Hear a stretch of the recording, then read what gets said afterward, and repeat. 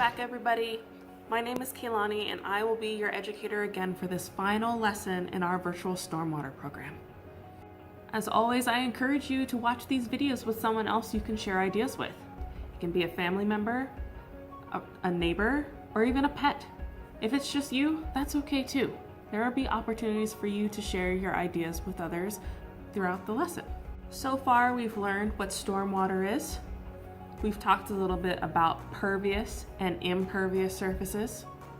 We've learned a little bit about how polluted stormwater can impact humans and our ecosystems. And today in our final lesson, we'll be thinking about those stormwater problems in our neighborhoods and how humans have come together to use engineering to solve those problems in their communities. For this lesson, you will need your drawing that we have been adding to from before.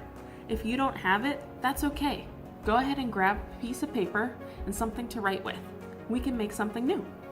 Our word for today is engineering. Engineering is when people use a process to design a solution to a problem. Can you think of a time that you have engineered something, maybe at home or at school?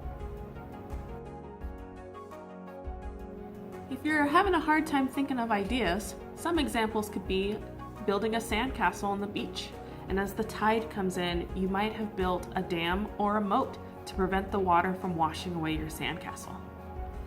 Maybe you've built a fort in your home or out in the woods to provide maybe a place for you to hide, to provide a nice cozy place for you to hang out, or to provide shelter if you're outside from the rain.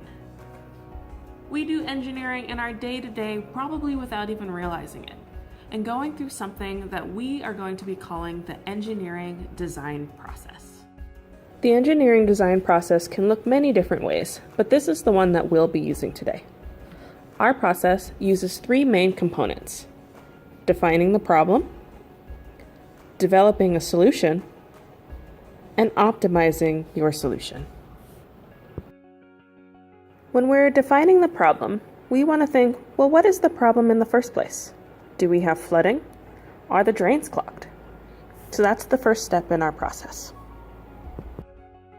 The next step is to research and develop solutions. What information might we need to solve this problem? What are some other ideas that other people have used to solve a similar problem? What kind of things might limit what we can do when we are coming up with a solution? The third step is to optimize the solution. Optimize means to improve or make better. So during this step, we might think about how we can learn from other engineers and their mistakes, or our mistakes, to improve on our design. So let's come back to our drawing that we have been adding to for the last few lessons.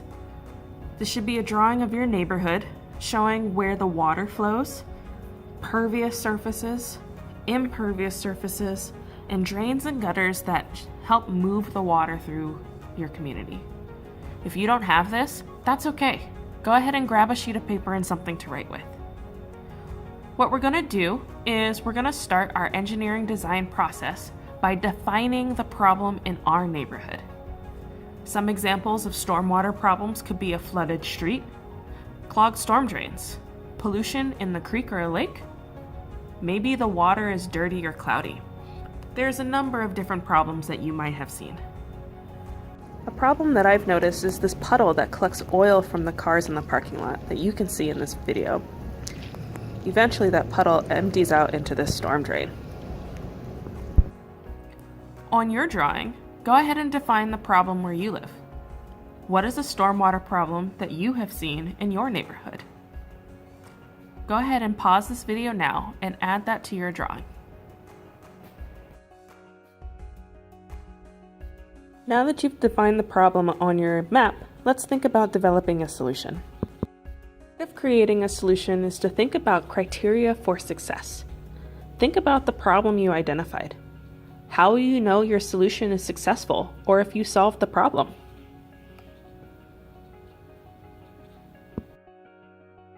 Success can look many different ways depending on your problem. Maybe the area doesn't flood anymore when it rains.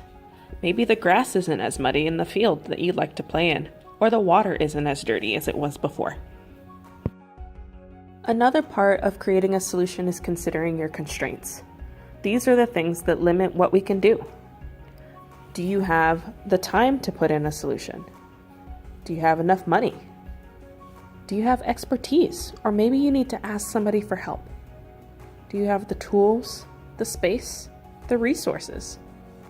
Is your solution realistic?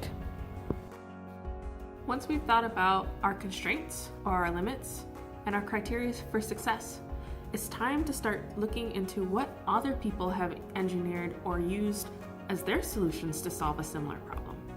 You may already have some ideas for a solution, which is great. There's many ideas and options out there. But what we're going to do next is research some solutions that already exist to see if maybe there are some options out there that are a good fit to solve the problem that you've identified in your neighborhood. Stormwater planters are small containers of plants that gutters drain into. The plants and soil help to slow down and clean the water. I like to think of rain gardens kind of like shallow bowls. They're able to hold quite a bit of water and have special soil and plants that can stay wet for a while. Pervious ground is any kind of ground that lets the water soak in. This could be wood chips, soil, gravel, or bricks with spaces in between. Swales are similar to rain gardens but can hold even more water. They're like ditches on the side of the road or parking lots and can absorb water and soak up pollution. Rain barrels are another way to collect and hold water from our roofs. You can use the water in the rain barrel to maybe water your garden or wash your car. Trees are a really simple and cheap stormwater solution. The roots can help soak up some of the water, and the leaves can help slow the water down before it hits the ground. Detention ponds are one of the biggest stormwater solutions. They're human-made ponds that are designed to hold a lot of water. Green roofs are a great way to change a hard surface into a soft one, with plants and soil on the roof. It can even help keep your building cool during the summer. Now it's time to return to our drawing and start designing a solution. You can use one or more of the solutions that we just did some research on, or you can add one of your own. Up to you. Don't forget, remember your constraints. So here's the example of my home again and the puddle that collected all that oil that I showed you before. An example of a solution that I think would be a good choice here is a rain garden.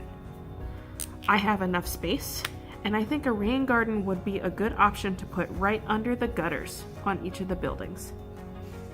That way, the water from the roofs goes right into the rain garden instead of on the ground, where it'll collect the oil and go into the storm drains.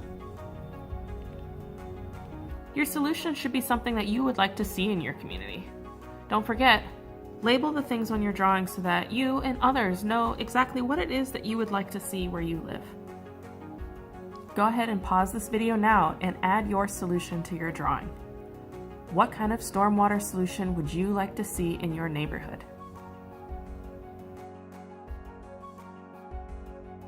The last part of the engineering design process is to optimize or improve your solution. Sometimes things don't work out the first time and can always be improved. Engineers are always working to make things better. We won't be able to get to this part without building the solution, but it's something to think about. Now that we've spent some time thinking about the ways that we can engineer solutions in our neighborhood, next time you're outside, take a look around. See what kind of stormwater solutions already exist where you live. Engineering is all around us and is a process that we use in our day-to-day without even realizing it.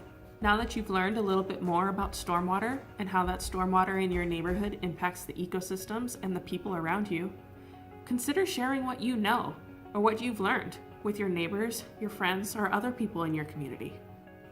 Who knows? Maybe you can help solve a problem or two.